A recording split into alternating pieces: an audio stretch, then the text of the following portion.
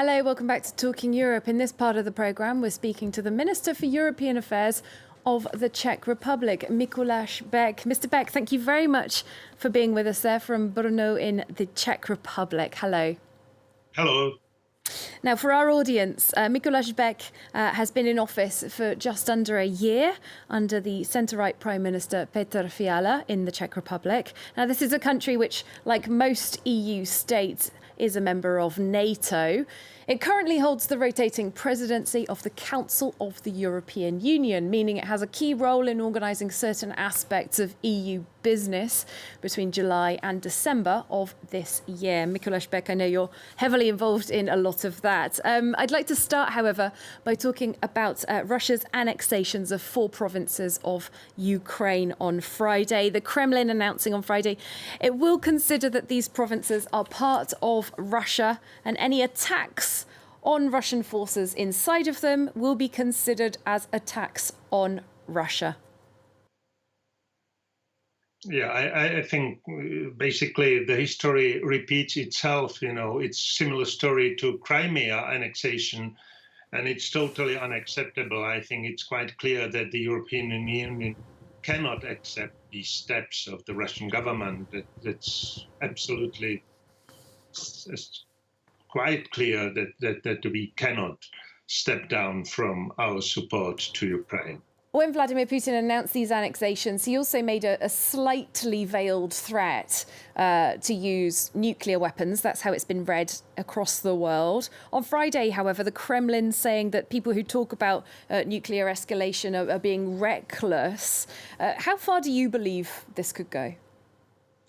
Well, it's difficult to guess what happens, you know, in the minds of Russian politicians, but I'm convinced that if Russia would use tactical nuclear weapons at the front, it would mean a total change in modern history, and it would have heavy consequences even for some present allies of Russia, or at least neutral countries, which would be forced to take a position against it.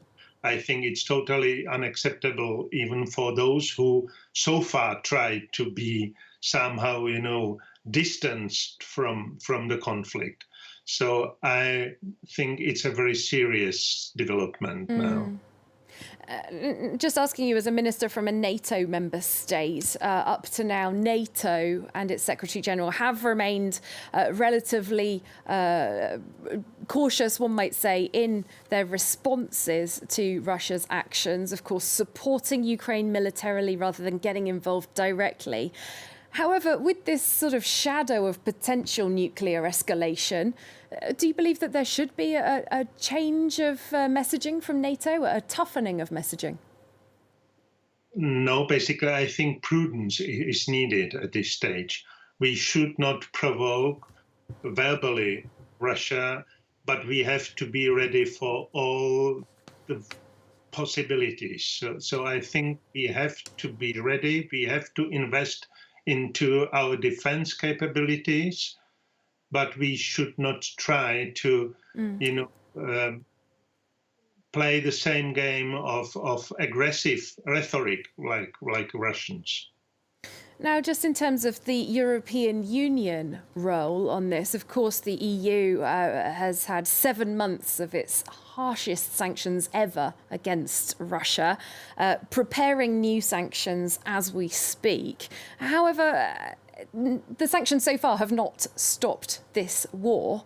How much further does the EU need to go? Can it go with these sanctions? Well, I think the sanctions cannot stop any war immediately. They have much more long-term or mid-term effects on Russia, and that will gradually decrease the capability of Russia to continue the aggression in Ukraine. But now we discuss the 8th package of sanctions, which will probably include some more economic sanctions, some sanctions on export for technologies from Europe to Russia, there is probably to be expected there will be more persons included onto the sanction lists and similar things. Naturally, the discussion on raw materials is more complicated because it would hit back on European countries, but still I believe there will be some move in this direction. And we have to be aware of the fact that the sanctions will, in time, decrease the capacity of Russia to continue. So that's important. But it's not a short-term measure, that's quite clear. Now, a sort of a sanction, but that's being applied at an individual EU member state level, is around tourist visas for Russians. Now, your country, the Czech Republic, was the first EU country, in fact, to ban these visas for Russians after the war began in February. Now, Finland has announced that it's shut its border to people with tourist visas. Should all EU countries follow suit on this? Well, we will see how it develops after the annexation. It can influence, again, the position of some member states on this sensitive issue. We are pretty well aware that it's not a black and white, decision between banning the tourist visa or admitting the people who fly from military service. So I think the position of the Czech Republic is quite clear. We are against tourist visas, but we are avoiding visas for people with some humanitarian reasons for travel, and we support any members of the opposition in Russia. So we try to differentiate between the tourism and some substantiated travel to Europe. And maybe more member states will follow this model quite soon, because I think it's quite clear that tourism has no direct influence on the minds of Russians, because over 30 years they traveled a lot to Europe and it had not influenced the attitudes towards the West. Still, the Russian government, Putin, have quite strong support of the Russian audience. Let's move on to an issue that's still somewhat of a mystery in Europe at this point. Explosions that were detected in recent days, even on earthquake monitors. Explosions that punctured several holes in the Nord Stream gas pipelines running between Russia and Germany through the Baltic Sea. Now, these are owned by Russia. They're currently out of service due to the EU sanctions against Moscow. There have been several states raising suspicions or saying quite clearly they believe that this was a deliberate act. Is that the Czech government's position as well? And would you go so far as to say who might have done it? We have no reliable information on that. I think we need to wait for some thorough investigation of the incidents. But, well, I would say, if you look on the problem on a broader scale, is just a part of the game with energies.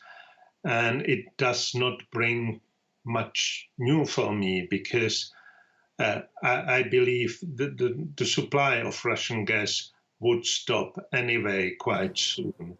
So we have to be ready for this alternative.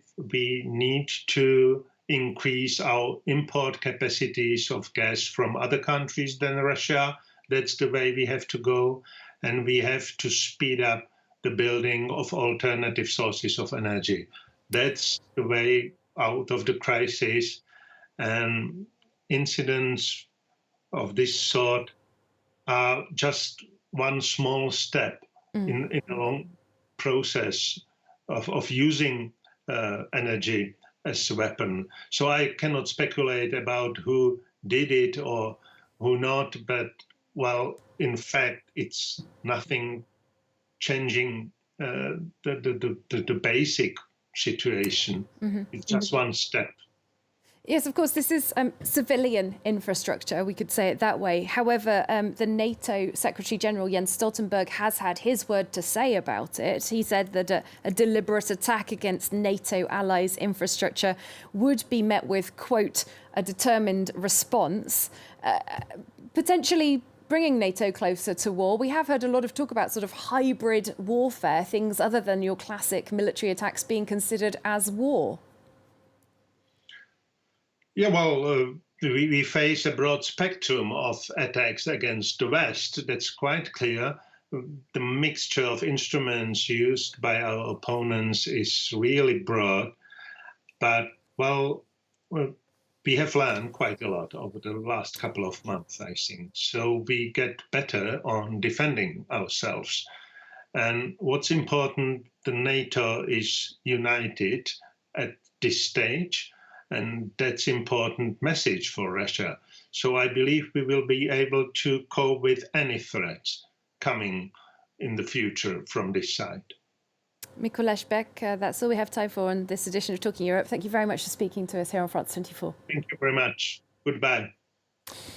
And thanks to you for watching the programme as well. Hope to see you very soon here on France 24 for more European news.